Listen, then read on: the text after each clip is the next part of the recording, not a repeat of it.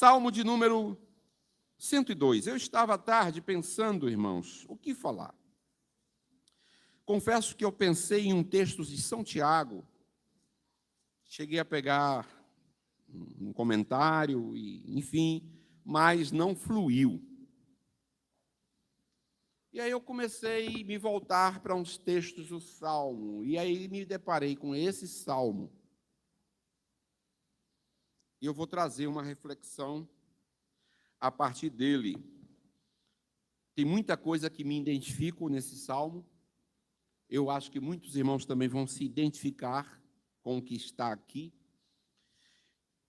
Mas, embora, quando a gente lê esse Salmo, inicialmente, ele traz assim uma certa tristeza, uma melancolia, uma angústia. Embora Davi não fosse melancólico, Davi era um homem muito alegre. Era um homem que gostava de música, de danças, de festas, de vinho. Eu diria que Davi era um bom vivant. Era uma pessoa que sabia viver. E saber viver hoje é uma virtude. Porque tem muita gente que não sabe viver, né? Tem gente que só sabe viver reclamando, não sai, não tem lazer, não viaja, não diverte, não canta, não, enfim, ele não vive. E aí, às vezes, chega a velhice, e como diz Salomão, muitos vão dizer, não tenho neles contentamento nos dias. E aí, vocês conhecem o texto de Eclesiastes 2, lembra-te do teu Criador, nos dias da tua mocidade, antes que venham os maus, e venhas a dizer, não tenho neles prazer ou contentamento. Esses dias de prazer têm que ser vivido, agora vivido com a moderação, com o equilíbrio, porque infelizmente tem muita gente que na juventude passa e vive os excessos. Aí o excesso do álcool, o excesso do sexo, o excesso da farra, o excesso das noites perdidas. Quantas pessoas aproveitaram essa vida de forma louca, ou viveram loucamente? E depois vem a fatura, porque a fatura chega. Aí quando chegam os janeiros, lá na frente, começa a sentir problemas de saúde sérios, problemas terríveis, que é a fatura que o corpo cobra. E a Bíblia também diz que o salário do pecado é a morte. Não tem jeito. Então, muita gente morre mais cedo, morre antes da hora. Alguém diz assim, não, pastor, ninguém morre antes da hora. Morre, a Bíblia diz isso. Jó diz isso, Salomão diz isso em Eclesiastes. Então morre, tem muita gente que morre antes da hora, antes do tempo. Foi porque Deus quis? Não. Foi porque a pessoa, infelizmente, não foi prudente, foi insensato. Então, cometeu loucura. E aí as pessoas saem de cena. Né? Talvez o Brasil seja um dos países onde mais se morre jovens no mundo. Nos acidentes, né? No tráfico, assassinados, de overdose, de drogas. O Brasil tem um índice elevadíssimo de mortes entre os 20 e os 35 anos. Talvez uma das taxas mais altas do mundo esteja no nosso Brasil. Isso é muito preocupante, porque seria a mão de obra futura, seria aqueles que iriam empreender e são tirados antes do tempo. Mas, voltemos aqui, Davi era um homem que soube viver. Davi tinha uma coisa que, assim, aí aqui a gente precisa ter cuidado do que vai falar, né, para que as pessoas não interpretem mal. Mas Davi era um homem querido pelas mulheres. Ele tinha um carisma, tinha um charme, assim, uma coisa diferente. Tem até uma série aí que passou na Record, né? Reis. Eu só vi umas chamadas, não assisti, mas parece ser interessante. E mostra lá as peripécias, as aventuras do Davi. Então, Davi, muito antes dele ser rei, ele já era cortejado pelas mulheres. É tanto que quando ele mata Golias, aí diz, Saul venceu os seus milhares, mas Davi seus 10 milhares. e as mulheres saíram fazendo dança, os tamborins na mão, pandeira, etc. e tal, e, e elogiando Davi, acortejando Davi. Saul não gostou, não. Peraí, o que falta agora? Só ele tomar o trono, porque olha o que essas mulheres estão fazendo. Então ele era um camarada assim, que tinha todo esse... E tudo isso também serviu de laço na vida dele, porque ele acabou tendo sérios problemas por causa dessas questões relacionais, né? Mas aí é um outro departamento, eu não vou tratar disso aqui, não. Só para chamar a atenção. Mas, independente de qualquer coisa, Davi era um homem que sabia viver. Uma coisa que eu gosto de sempre observar, porque os salmos, não são todos os salmos que são de Davi, verdade. A grande maioria sim, mas não todos. E muitos salmos mostram a preocupação de Davi em adorar, em prestar culto, em salmodiar, porque salmos são cânticos.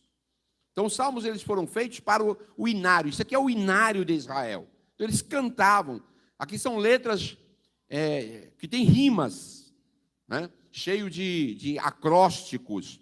Os salmos têm muitos acrósticos. Todo mundo aqui sabe o que é acróstico, né? Sim ou não?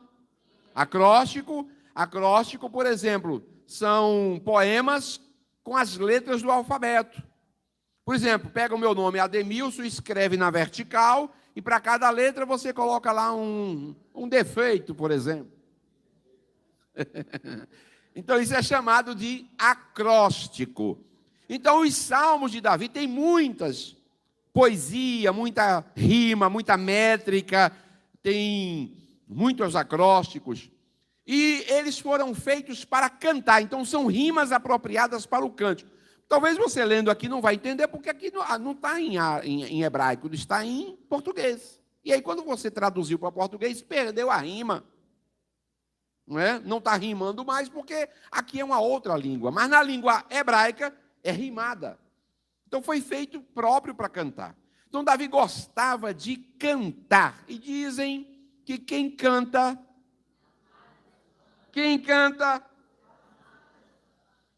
cantar faz bem para a alma, faz bem para o coração, faz bem para o espírito.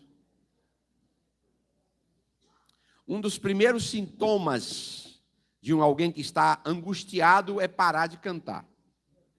Não é? Tem um salmo, Salmo 137. Eles estavam juntos no cativeiro aos rios de Babilônia. E alguém diz assim: canta-nos o cântico de Sião. E aí eles disseram: como vamos cantar o cântico de Sião em terras estranhas? Salmo 137. Saudosismo. Aí diz que eles penduraram as suas harpas nos salgueiros. Pararam de cantar. Os instrumentos estavam ali abandonados, empoeirados, enferrujados. Porque eles não tinham prazer em cantar, porque estavam no cativeiro. Pois bem, então não é fácil cantar quando você está em estado de melancolia, estado de tristeza, estado de perda, estado de luto. Cantar na aflição. Tem um hino da harpa cristã que diz: ó, canta na tribulação, Jesus, Jesus, não é? É um hino bem interessante. Mas cantar nesses momentos, não vamos dizer que é fácil, porque não é. Não é fácil. Mas é nesse momento que você se renova. Tem um outro hino da harpa cristã. Você acertou na mosca. É esse mesmo. Os mais belos hinos e poesias foram escritos em tribulação. Para quem não sabe, eu já escrevi poesia. E tenho algumas guardadas no meu computador. E os meus melhores textos e as minhas melhores poesias, eu escrevi em estado de melancolia. Alguém pensa assim, olha para mim, pensa que eu sou um cara colérico e tirânico. Engano, isso é só fachada. É só fachada. Não se iludam. Quem me conhece de perto sabe. Então, assim, mas nos momentos que eu estou em angústia e melancolia, é a hora que eu mais consigo escrever e tenho inspiração. Eu tenho muita coisa escrita, só não tive coragem de publicar. Eu tenho um poema muito interessante sobre a morte. Aí você diz, mas o que isso tem a ver? Pois é, eu escrevi um poema sobre a dor, sobre a morte, né? Pouquíssimas pessoas leram, está guardado, talvez um dia eu publique. Mas a grande verdade é que quando a gente está nesses momentos de reflexão, de inflexão, de amargura, angústia, parece que vem assim algo e você quer registrar. Aí, como eu não consigo cantar, eu escrevo. Né? E aí, muitos hinos foram dados para esses poetas nesses momentos de angústia. E aqui está um exemplo, Davi. As mais belas canções escritas em forma de salmos por Davi foi quando ele estava vivendo os seus piores pesadelos. Os mais belos salmos compilados por Davi foram em momentos em que ele estava solitário, fugitivo, dentro de cavernas. E lá naqueles momentos ele pega a sua harpa, seu instrumento, e começa a ter inspiração e produzir salmos que nos edificam, que nos traz alento para o nosso coração. Mas você não tem ideia como estava a alma de Davi naqueles momentos. Aqui está um desses salmos que a gente vai começar a meditar a partir de hoje.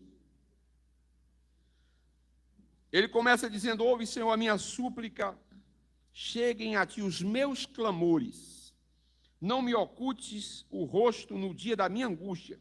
Inclina-me os ouvidos no dia em que eu clamar. Dá-te pressa em acudir-me. Aqui Davi já está velho. Já está em declínio. E o pior, não é só Davi que está em um declínio. Jerusalém também está vivendo o declínio. Então, assim, é o declínio de Davi e o declínio de Jerusalém. Isso fica claro no texto, se você observar com cuidado, é o que o texto revela. Davi vivendo não o ápice, não o apogeu, mas um momento de reflexão. É como se ele estivesse fazendo um balanço de sua vida e se vendo apertado. E muitas vezes sofrendo ataques dentro da sua própria casa. É o caso de Absalão, seu filho, que fez o pai sair fugido da cidade. Teve que abandonar o trono para não morrer. E vive todos esses dilemas em profunda angústia. E aí ele está dizendo, no dia da calamidade, da minha angústia, inclina os teus ouvidos, no dia que eu clamar, dá-te pressa em acudir-me, porque os meus dias, como fumaça, se desvanecem, os meus ossos ardem como em fornalha. Davi está vivendo já os terrores e os tremores da idade. Eu não sei se ele estava sofrendo de Parkinson ou de Alzheimer, porque na época essas doenças não eram conhecidas. Mas por que o senhor diz isso? Há uma pista aqui na Bíblia. Diz que quando Davi estava já velho e sozinho, as mulheres, eu não sei se tinham morrido ou se tinham largado ele, porque ele estava só. A impressão que me dá é que ele foi abandonado pelas próprias mulheres. É a impressão que me dá. Por que o senhor diz isso? Porque alguém chegou até Davi e disse, olha, Davi está precisando de uma mulher urgente para aquecê-lo. Ele está com o corpo gelado. As cobertas não estão aquecendo o rei. E aí eu pergunto, não é? E a mulher que ele tinha? Ele tinha algumas, né? É verdade que ele não viveu com essas mulheres ao mesmo tempo. Cada fase ele viveu com uma. A Bíblia fala de pelo menos 7 mulheres. Aí você diz, mas ele estava vivendo com 7 mulheres? Não, foi fases da vida em que ele viveu com uma dessas mulheres. Mas ao final parece que ele está sozinho. E aí encontraram uma mulher chamada Abisag. Lembra de Abisag? Pega e procura uma jovem, virgem ainda. E aqui para nós, para mim, ela se manteve virgem, porque essa altura o pobre coitado já não...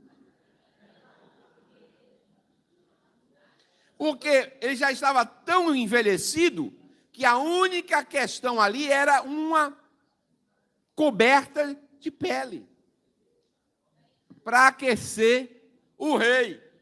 Então Davi, ele fala de tremores. Então quando eu penso um corpo tremendo, qual é a doença que nos vem à mente, um corpo tremendo? Ou Alzheimer, ou mal de Parkinson. Então, eu não creio que seja Alzheimer e mais Parkinson. Por quê, pastor? Porque Davi nunca perdeu a memória.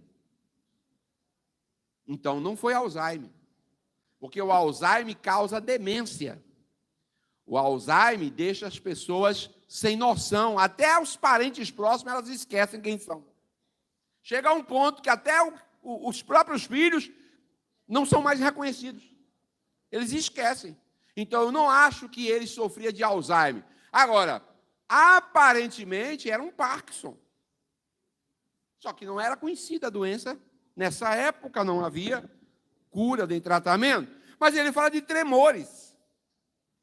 Então, dá a uma impressão que possa ser. Mas, independente de ser Parkinson ou ser outra coisa, ele vai dizer que os seus dias estão se desvanecendo e os seus ossos estão ardendo como em fornalha. Como é que é uma doença em que os ossos ardem como fornalha? É algum tipo de doença que estava levando ele a um sofrimento. Agora é engraçado, ele sente um ardor como fornalha nos ossos, mas ao mesmo tempo o corpo está gelado. Se tivesse alguém aqui da área médica, eu ia perguntar, que doença é essa? Eu não sei. Não sei que doença é essa. Porque parece que ele tinha alguns problemas de saúde crônicos. Então, os meus ossos ardem como em fornalha. Ferido como a erva, secou-se o meu coração. Até me esqueço de comer o meu pão. Ou seja, ele não tinha apetite. Quando ele diz, até me esqueço de comer o pão, não é porque ele esquecia, porque ela estava com demência, não. Esquecia porque não tinha fome. Não existem pessoas que, quando chegam a certa idade, não têm mais vontade de comer? Tem.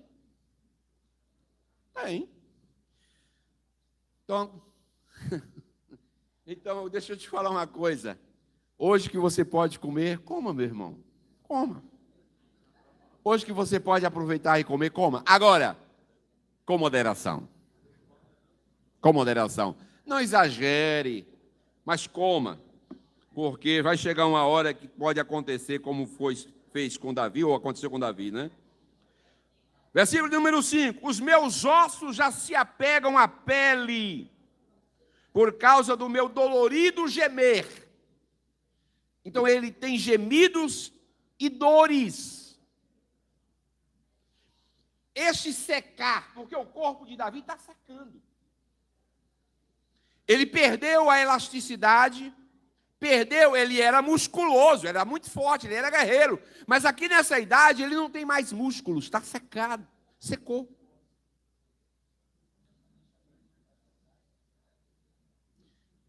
Se a gente tivesse aqui a possibilidade de uma visão de como está Davi, eu diria, é um corpo decrépito.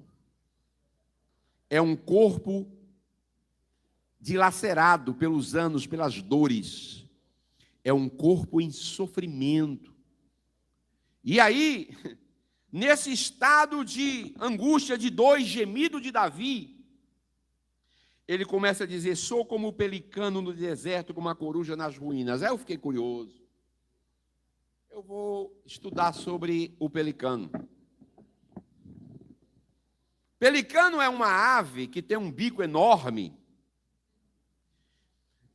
E por baixo desse bico, ele vai fazer, é um papo, né? Ele vai armazenar os peixes e água.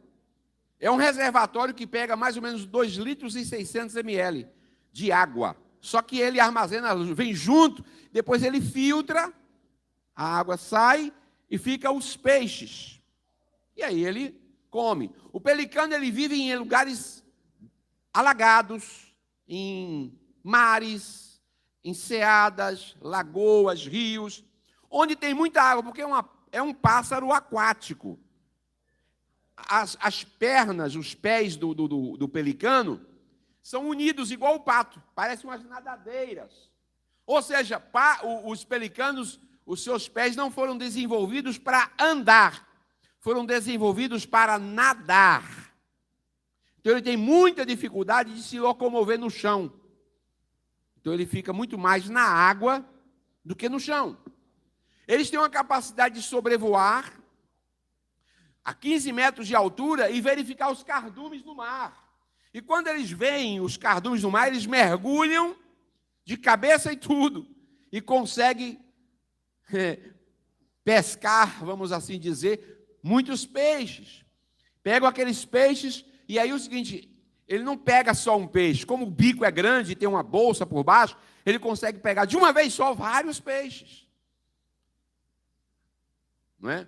No caso, a fêmea do pelicano pega e leva ao ninho, regurgita aquele alimento e coloca ali no bico dos seus pintainhos, dos seus filhotes, e os alimenta, não é? Com esses pescados. Então, é uma ave típica de regiões alagadas, não é uma ave típica do Brasil, mas da Europa, da Índia, da América, parte da América Latina, mais voltada para o Pacífico.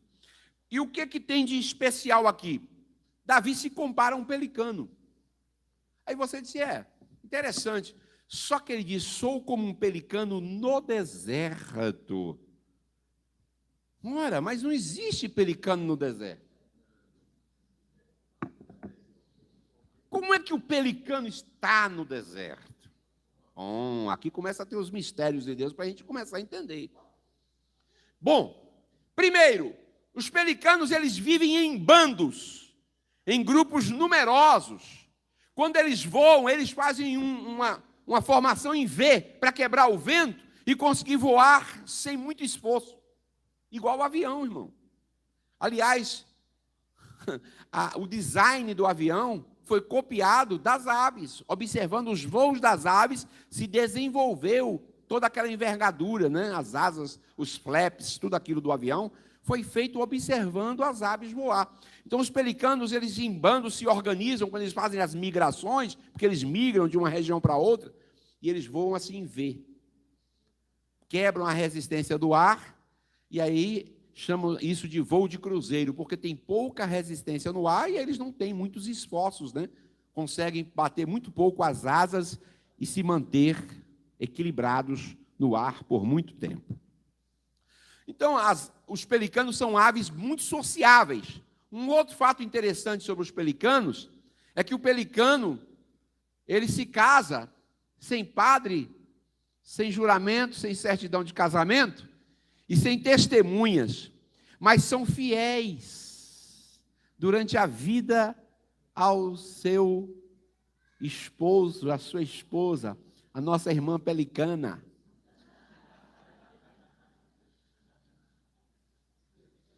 Eles não vivem acasalados com um monte de pelicanos. Eles se formam em pares e assim permanecem, durante todo o período em que está se criando aqueles filhotes e tal.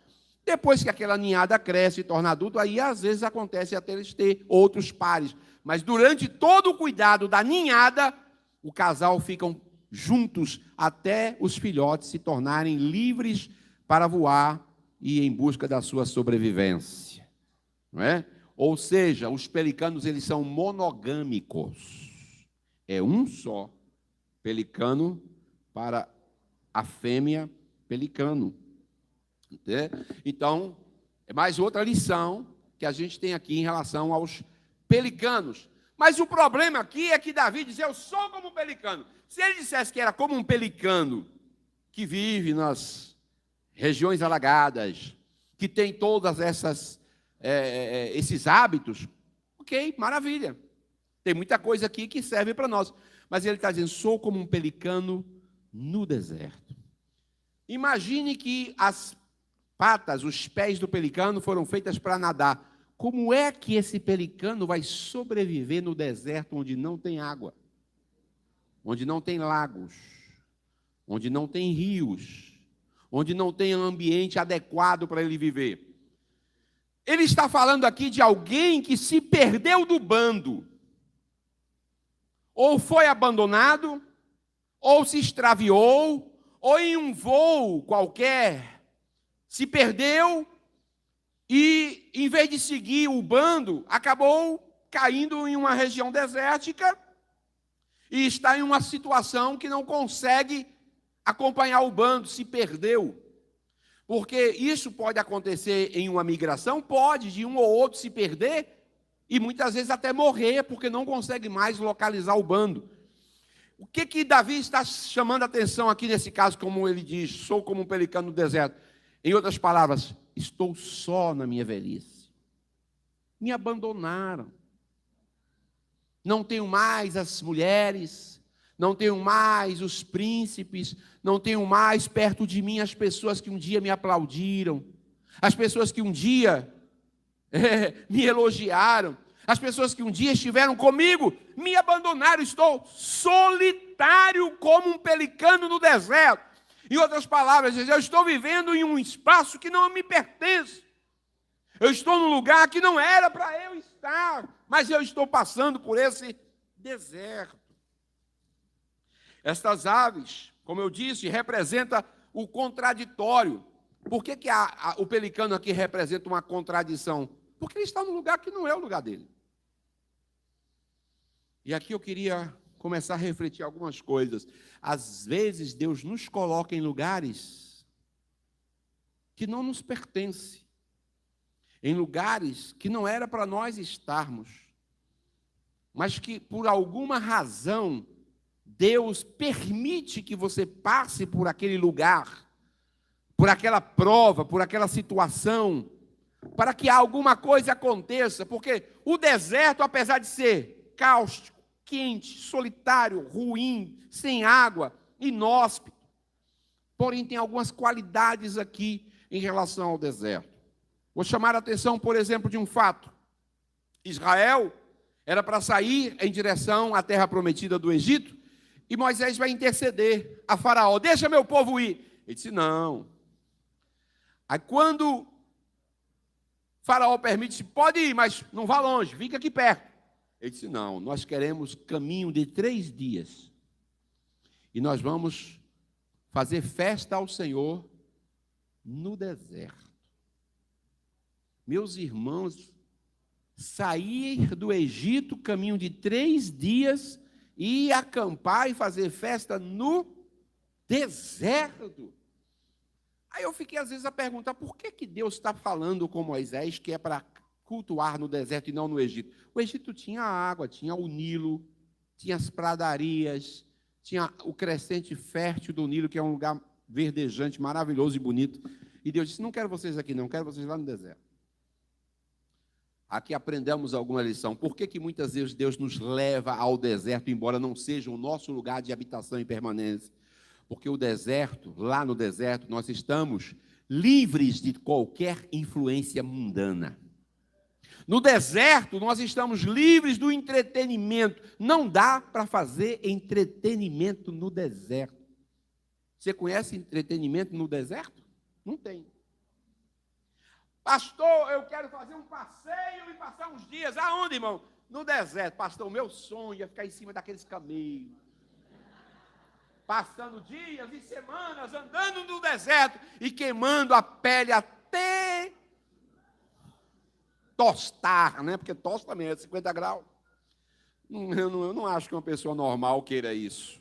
Não queira. Mas a verdade é que Deus disse: vocês no deserto, porque lá no deserto não haverá ruído. É um lugar silencioso. O único barulho que se ouve no deserto é o som dos ventos. Porque às vezes você pensa assim: não, no deserto. Pois é, tem chamadas tempestades de areia. E as tempestades, quando elas vêm no deserto, elas são terríveis. E elas acontecem. Pois bem, o deserto é o lugar da prova, é o lugar da solidão. Mas às vezes Deus nos permite ir para a solitária, para a solidão, porque é a forma de Deus ouvir a minha voz. É a forma de nós termos contato sem interrupção com Deus. Porque no deserto ninguém vai te visitar. No deserto não tem rede social, não tem Wi-Fi, não tem internet para te distrair. No deserto não tem sinal. O deserto é um lugar de encontro entre você e Deus. Está na luta, está na prova, mas é um lugar onde você consegue ouvir a voz de Deus. Eu li um artigo há anos atrás do pastor A.W. Tozer, e ele fala exatamente sobre isso, que às vezes nós precisamos ser recolhidos ao deserto, porque é o único lugar onde não haverá interferência e ruídos que impeçam a gente ouvir a voz de Deus. Porque quando estamos envolvidos com as nossas atividades, com os nossos entretenimentos, com as nossas coisas, nós nos misturamos e muitas vezes não percebemos a voz de Deus, não discernimos a voz de Deus. Mas no deserto, meu irmão, é você e Deus. É maldade de Deus? Não. É um trabalhar de Deus. É um estágio, é uma prova, é uma experiência, é um momento. O deserto não dura para sempre. Mas costumamos dizer que quase todos os grandes homens de Deus tiveram que ter, obrigatoriamente, um estágio no deserto. Elias passou 40 dias em um deserto. Moisés passou 40 anos no deserto de Midian. João Batista pregou e esteve recolhido no deserto. Paulo passou 3 anos e meio no deserto da Arábia. Jesus foi levado ao deserto 40 dias e 40 noites para ser tentado pelo diabo. Ora, irmãos, lembrei aqui de alguns, mas tem mais. Isaías, entre outros personagens da Bíblia, que tiveram profundas experiências no deserto. Nenhum deles voltou do deserto do mesmo jeito que chegou. Todos estes homens que passaram pelo deserto voltaram preparados para enfrentar os desafios que lhes aguardavam.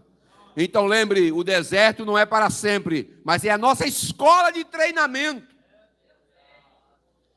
Pastor Josué Gonçalves tem um livro onde ele fala que Elias foi treinado no deserto de Querite. Apesar de ter um ribeiro ali, mas era um deserto. E ele permaneceu lá até que a fonte secou. Não tinha comida, não tinha plantações. E quem que alimentava o profeta naquele lugar inóspito? Um corvo. Às vezes, é o corvo que será um instrumento para socorrer alguém que está lá no deserto, que está passando uma luta e uma prova. Nessa hora não vai ter parente, não vai ter pastor, não vai ter amigo, todos estarão offline. E você olha, meu Deus, ninguém está online. Não é para estar, porque você está como um pelicano no deserto. E o pelicano gosta de água. Quem aqui não gosta de água?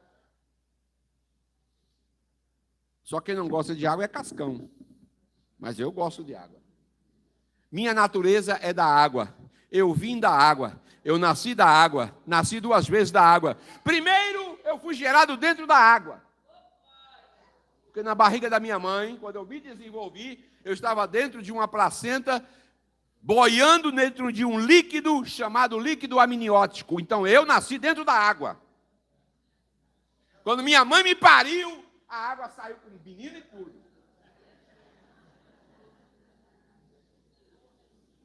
Primeira vez que eu fui gerado foi dentro da água. Então minha natureza de pelicano é de água. Mas a segunda vez que eu nasci, a Bíblia diz que nós nascemos da água e do Espírito, porque quem não nasce da água e do Espírito não pode ver o Rei de Deus. Minha natureza de pelicano mostra que eu sou da água, porque a água, ela limpa, a água refrigera, a água purifica. Se tem uma coisa, a gente quando fala do carro, a gente só pensa na gasolina, gasolina. Mas tem uma coisa que é de graça, que se não tiver no carro, você está com o motor destruído. A gente não dá valor, só dá valor quando ferve o radiador. E se você não botar água e o radiador do carro furar e não ter água, não tem óleo bom, não tem gasolina certa, o motor funde. E se o motor bater, você não sai do lugar. Porque tem que ter água. Então Deus não nos chamou para viver no deserto. Deus nos chamou para viver junto às fontes de águas. Jesus, no último dia da festa, levantou e disse: quem tem sede, vem a mim e beba. Quem crê em mim, como diz as Escrituras, rios de águas vivas fluirão do seu interior. Minha natureza pede água.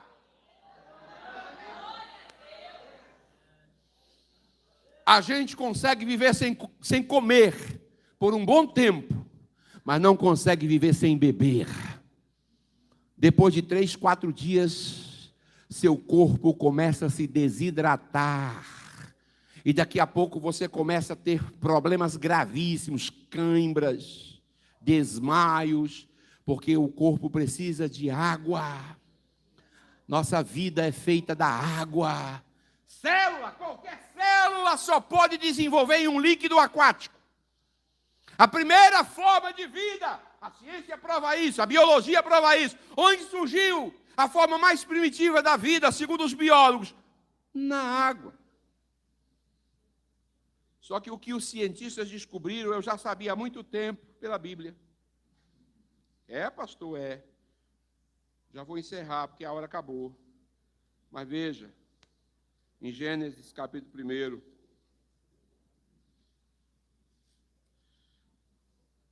a terra estava sem forma e vazia, e havia trevas sobre a face do abismo, e o Espírito de Deus pairava sobre a face das águas. Se você for olhar, a primeira forma de vida biológica está lá no versículo de número 20 do capítulo 1. Disse Deus: povoem-se as águas de enxames de seres viventes, e voem as aves sobre a terra, sobre o firmamento dos céus. A primeira forma de vida está aqui, nas águas. Então, o que a ciência descobriu e a biologia veio confirmar, a Bíblia já dizia há muito tempo, que a primeira forma, vida, biologicamente falando, células, animais, surgiu nas águas. Então, águas é fonte de vida. E espiritualmente falando, a nossa natureza transformada, a nossa natureza convertida, pede água. Por isso, quando você não tem mais sede de água, é algo preocupante. É sinal de que as células estão morrendo. Quando é que o crente começa a morrer, pastor? Quando ele rejeita a água.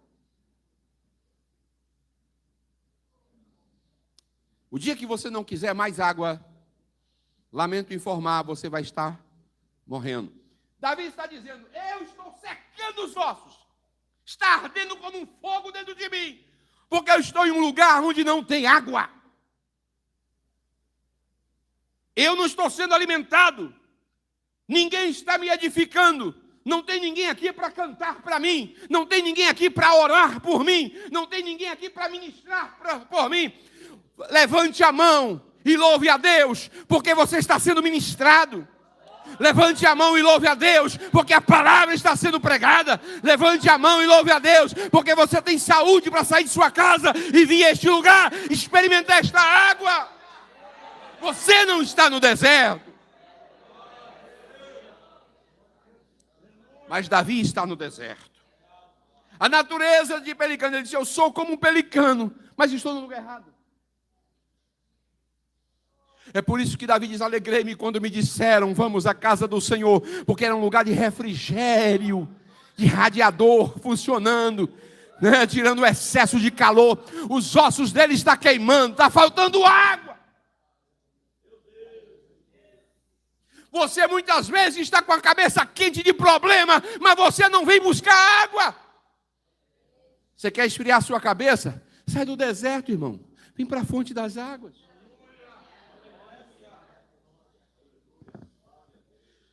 Bendito seja o nome do Senhor. Segunda coisa, sou como a coruja das ruínas, ou nas ruínas. Isso aqui me pegou. São 3 pássaros aqui, né? Pardal, o passarinho, que todo mundo conhece, coruja e pelicano. Pardal vai ficar para outro dia. Essa coruja é chamada coruja das igrejas, ou coruja das torres. Ela é abundante, no mundo inteiro tem ela. Coruja tem hábitos noturnos. Ela caça, e come à noite e dorme durante o dia. Ele diz: eu sou como a coruja das ruínas. Ele está falando de um estado de degradação da nação de Israel, em que Jerusalém está vivendo um declínio.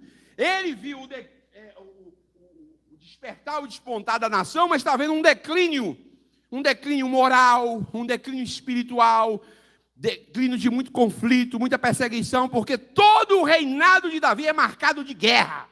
Guerra, guerra, guerra, guerra. Só o filho dele, Salomão, é que vai estabelecer a paz. Mas Davi é 40 anos guerreando, sem ter paz. Quando ele chega ao final da vida, ele está exausto.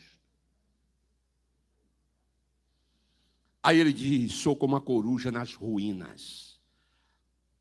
O que significa isso? Essas ruínas aqui está falando de escombros. Ele está vendo a vida dele como escombros, humanamente falando. Ele está se sentindo tão desolado como uma coruja que está nas ruínas, mas não sai de lá. Porque a coruja é interessante, quando ela estabelece o seu habitat, pode ter, por exemplo, a 2, 3 quilômetros de distância, um lugar aprazível, agradável, mas ela se acostuma a viver nos escombros. Aqui tem uma lição tremenda para nós. Nós precisamos ter muito cuidado para não nos adaptarmos como a coruja que se contenta viver nos restos, nos escombros e nas ruínas deste mundo. E isso aqui é profético. Escute, tem muita gente que sabe que o Brasil está em escombros moral, o Brasil está em ruína espiritual, o direito é torcido, a justiça não funciona, a corrupção dominou, todas as instâncias estão apodrecidas, estamos vivendo como corujas. Só que a coruja não faz nada, ela só sabe virar o rosto. E não sai do lugar. Onde é que ela está habitando, pastor? Nos escombros, nas ruínas. E às vezes, 1 quilômetro de distância tem uma selva, mas ela prefere ficar escondida dentro das ruínas para não ser notada e só sai à noite para não ser vista. Isso aqui fala de uma igreja acovardada. Uma igreja que está se escondendo do mundo com medo do que está acontecendo, criou hábitos noturnos e só vive na penumbra, e ninguém nota, e ninguém vê ela durante o dia, porque não ilumina. Prefere ficar na penumbra e no escuro do que na luz. Quantos crentes que estão vivendo nos escombros, entre ruínas?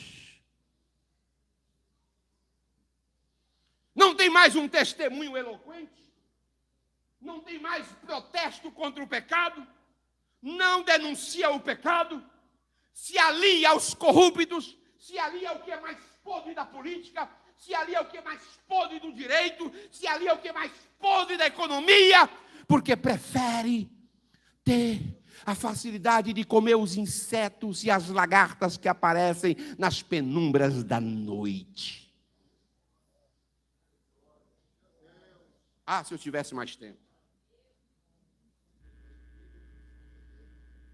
Davi está reconhecendo que está vivendo um ocaso. Ele já não tem mais a alegria de antes. Ele já não tem a disposição. Ninguém canta mais para ele, ninguém toca mais para ele. Está vivendo um escombro, uma ruína. E aí é quando ele se volta, nesse seu lamento para Deus, para clamar por socorro e pela misericórdia do Senhor. Porque nós não fomos chamados para viver nas ruínas e nos escombros. O mundo está em ruínas, a moral está em ruínas, a educação está em ruínas, a política está em ruínas, mas nós não podemos viver em ruínas. Vou concluir com Neemias. De noite, como a coruja que sai de noite, sai Neemias montado no seu cavalo, em silêncio, sem chamar a atenção. E ele foi ver como estavam os muros de Jerusalém. Estavam em escombros e em ruínas. quando ele vê aquele estado de ruínas e escombros, o coração dele fica dilacerado. Talvez lágrimas rolam do rosto de Neemias ao ver o estado em que ficou a nação de Israel. E ele disse: não posso aceitar os escombros. Eu não posso aceitar que a casa de Deus fique abandonada. Eu não posso concordar que vivamos em opróbrio e em ruínas. Deus me trouxe para esse tempo. Deus reservou-me para alguma coisa e eu vou fazer a diferença nesse lugar. Porque tem gente que acha que o problema do Brasil é insolúvel. Parece mesmo. Eu estava com essa visão até Deus me deu uma porrada. Até ontem eu estava dizendo: o problema do Brasil não tem mais jeito. Aí Deus me fez ver alguma coisa. E sabe por que não tem jeito? Porque nós nos acostumamos a viver nos escombros. Estamos sem a fé de Neemias. Deus só precisa de um Neemias no Brasil.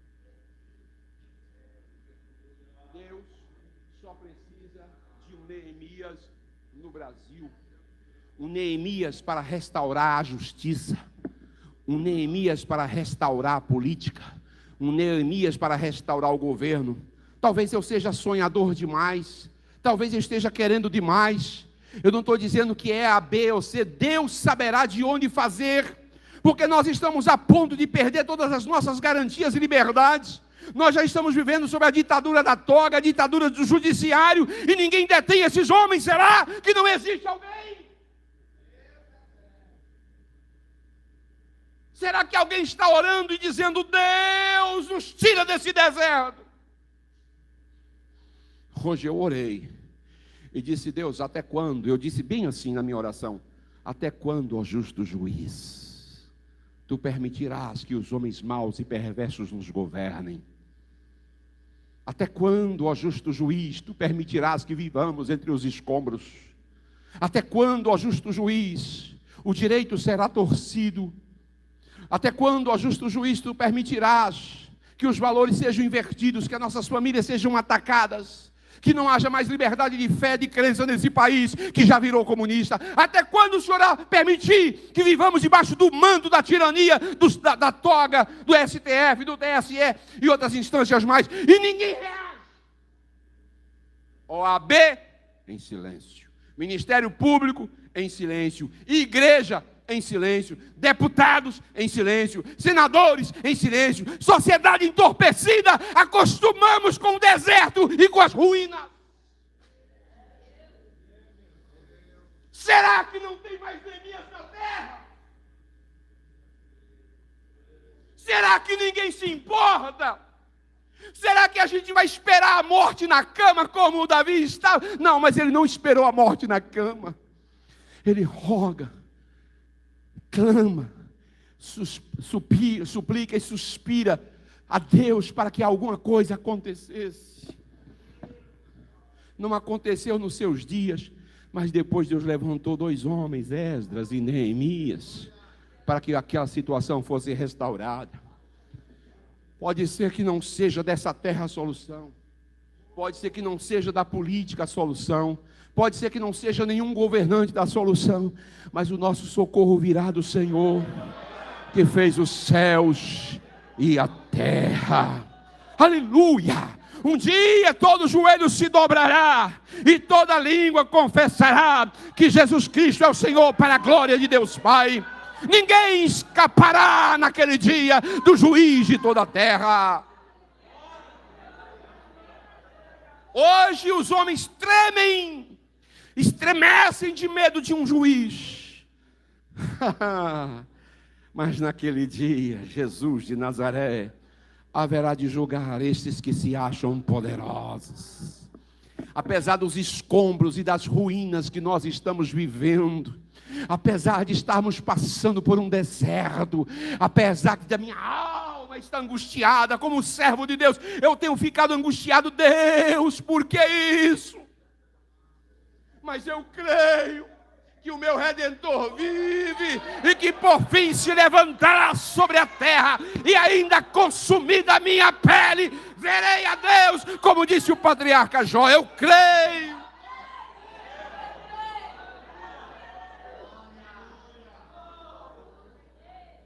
Eu cheguei a ponto de minha fé abalar. Eu cheguei a ponto de dizer, Deus, de que valeu as minhas orações? Eu cheguei a ponto de perguntar a Deus, para que jejuns e esforços, se o mal prevaleceu, se o mal venceu, se o diabo tem tripudiado da igreja. E o mais triste é ver crentes que aplaudiram o inferno. O mais triste é ver gente que se deixou levar pelo canto da sereia, apesar de conhecer a verdade. O mais triste é ver que muita gente não entende mais o que é o Evangelho. Irmãos, eu sei que a salvação não está em política, não está nos homens. Não, não está. A nossa esperança está em Deus. O nosso socorro virá de Deus.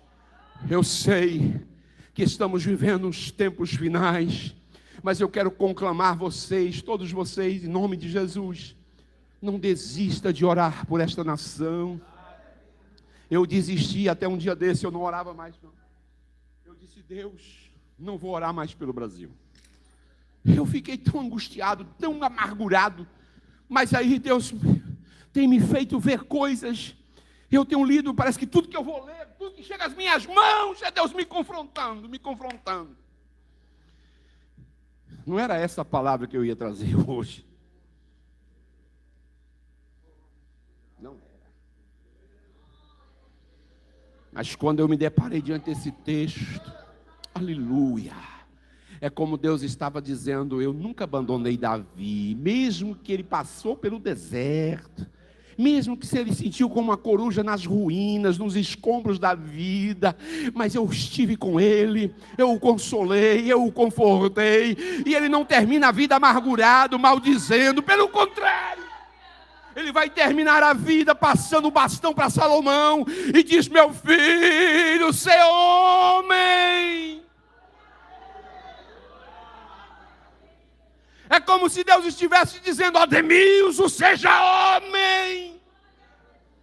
Não seja covarde. Não deixe os escombros do país amontoar sobre a sua cabeça.